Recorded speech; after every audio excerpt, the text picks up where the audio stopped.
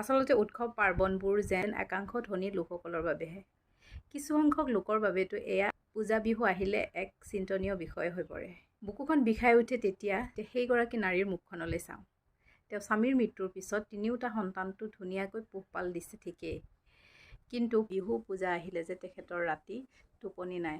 উজাগৰি নিশাটোত বহু কথাই চিন্তা কৰে, ভাবে যে স্বামী থাকিলে হয়তো তেখেতে তেনেকুৱা ধৰণৰ চিন্তা কৰিবলগীয়া নহ'ল হয়।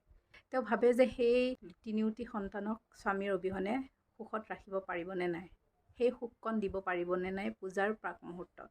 জন্ম মৃত্যু কোনেও ক'ব নোৱাৰে, সেই সকলোবোৰ ভগৱানৰে খেল। ভগৱানে এটা নিৰ্দিষ্ট সময়ৰ বাবে আমাক এই পৃথিৱীলৈ পঠিয়াইছে, আৰু সেই নিৰ্দিষ্ট সময় যেতিয়া পূৰণ হ'ব তেতিয়া আমি আকৌ ভগৱানৰ ওচৰলৈ যাব লাগিব। সেয়েহে নিজৰ জীৱনত জীয়াই থকা দিনকেইটাত অহংকাৰ পৰিত্যাগ কৰি কাকো ঈৰ্ষা নকৰাকৈ মানুহক সমান চকুৰে চাবলৈ শিকিব লাগে। মানুহৰ কৰ্মফল এইটো জনমতে ভোগ কৰিব লাগিব। সেয়েহে জীয়াই থকা দিনকেইটাত যাতে কাৰো কষ্ট নোহোৱাকৈ, কাৰো মনত আঘাত নিদিয়াকৈ, সকলোকে সমান চকুৰে চাই পেলাই জীৱনটো সুন্দৰভাৱে পৰিচালনা কৰিব পাৰোঁ, সেই কথাটো লক্ষ্য ৰাখিব লাগে।